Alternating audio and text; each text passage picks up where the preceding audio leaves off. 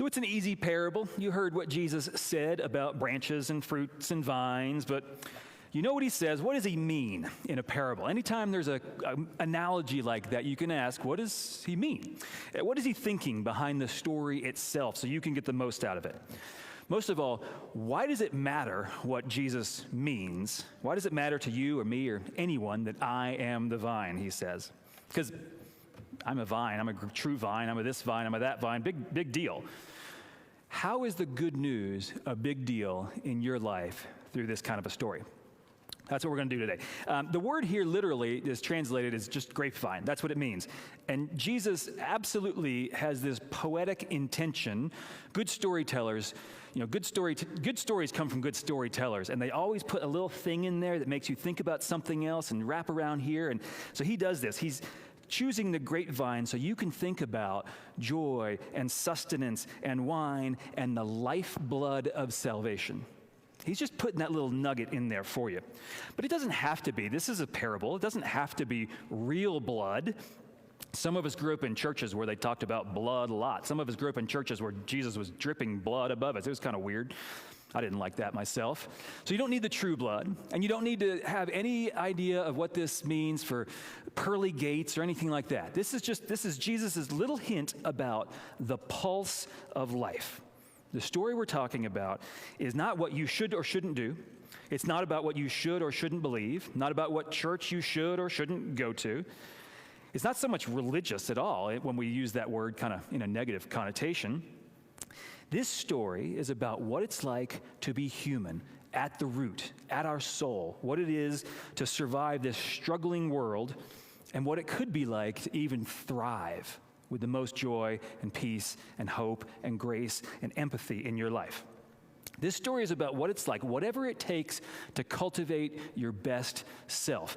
For some people, they find a lot of that wisdom in science. For some people, they find a lot of that wisdom with their counselor or their psychologist. For some of us, it comes through spirituality. For a few of us, it happens in church. Whatever it takes to make your best self, that's the root of the issue that Jesus is talking about. Whatever it takes to bring you from here to that. So if it wasn't Jesus, if it was a capitalist who told this story, Jesus was not one of those, but if a capitalist told this story, he would have said, I am the bottom line. All right, that's the root of it, right? If an artist, painter, told the story, they'd say, I am the colors of the rainbow. If a piano player told the story, I am the 84 key, 84? I think so. 82? 88? I only play 84 when I'm playing piano. A piano player would say, I am the 88 keys of the piano, and you are the beautiful melody that comes from it. All the different beautiful melodies. But Jesus told the story, not a piano player, not an artist, not a capitalist. And so we have vine and we have fruit. We have the root and the source of a full and good life. And we have the sweet experience of living into your dignity and into your purpose. So how to get from here to that's what Jesus is pointing to. And notice, this story had no strategies, it had no guidelines, it had no checklists, it had no helpful anything. It just was a way for us to think about what it takes, how to move your heart, what it takes to live into the fullness of who you are with well-being and compassion and empathy and peace. Now, we had the previous worship series before we got into Lent was all about trees, not too long ago. And if we retold this parable then, we probably would have said, I am the heartwood. I'm like the center of the tree.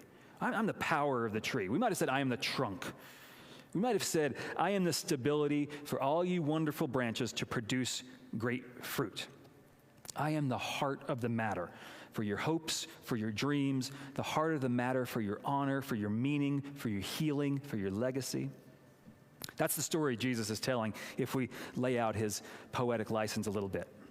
I am what connects you to your best self. I am the power that helps you grow and transcend.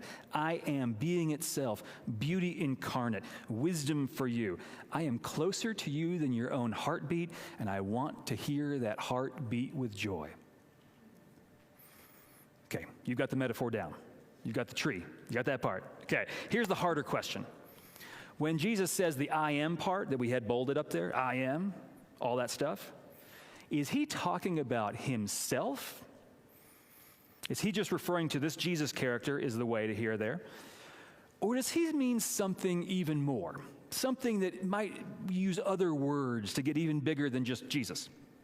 A lot of evangelicals imagine everything's about Jesus. It's always about Jesus, so this must be about Jesus. And if you don't believe in Jesus, then you will never have the power. You'll always be chopped away and thrown into the fire. End of story, Jesus, Jesus, Jesus.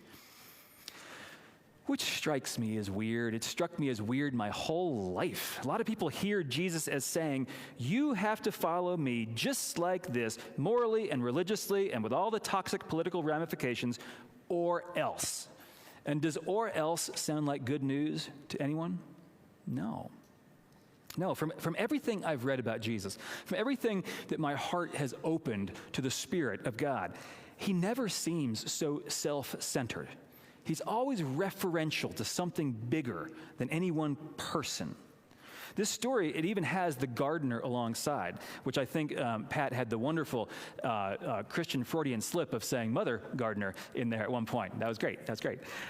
This story describes a life-giving pruning that you have already had. You've been welcomed in, life-giving pruning, like clipping away some judgment, clipping away some of the shame in your life, not the life-damning chopping down that we so often feel when churches make us feel guilty. So I think Jesus means something more than just Jesus. Maybe Christ, maybe God, maybe Spirit, maybe something just more than just one I when he says, I am. Now, why do I think that? I think he means something more than referring just to himself, because last week we learned that God's name is I am. I am that I am. And God's name expresses the very breath of life itself. We spelled it last week all together, Yod He Va He. And if you keep doing that, you just breathe it. It's all the breath letters. These are Hebrew doesn't really have vowels. These are all letters that are in between the vowels and the consonants, like we have H and Y. Like, are they really consonants? They're just kind of sounds. These are all sounds in Hebrew. So God's very name is the breath of life. God's very name is the heart of the matter. And in Hebrew, God's name is I am. And in Greek, Jesus echoes that 7 times in the Gospel of John. We have 7 worship service left in Lent, so it's going to work out really nicely that we get 7 times to have Jesus echo this sense of Greek I am to the Hebrew I am. I am the true vine. The fullness of God, the breath of life, the heart of the matter is the true vine. He, in fact, emphasizes it more than just saying it. He emphasizes it 7 times. And how does he do that? Well, as Maria's over there, in Spanish, if I was to say, I am singing, I could say that by saying, canto, right? Canto, yeah. If I wanted to say, yo canto, it would be like, I am the one who's singing. That'd be like an emphasis, but I don't have to put the yo on there. I can just say canto. Most languages that aren't English, they have something like this. Cant is the sing, and o is the I'm doing it, okay? In Greek, it's just like that. In Greek, it's just like that, so that he is emphasizing, I am the true vine. Everywhere else I can't say everywhere else. Everywhere else that has any importance in the New Testament, it's just one word, eimi. In these 7 places, Jesus very specifically says, ego eimi. That's where we get our word ego, from the Greek word for I. I am. Something about God's own being is revealed through Jesus. So how about this translation? I think a better translation might be, I am that I am is the true vine that gives life to all you branches, so you can make the best fruit. Or you could say, Yod He Va He, the sacred breath itself, is the heart of the matter that gives your life depth and hope. Or, I, Jesus, want to show you how to tap into the power of love.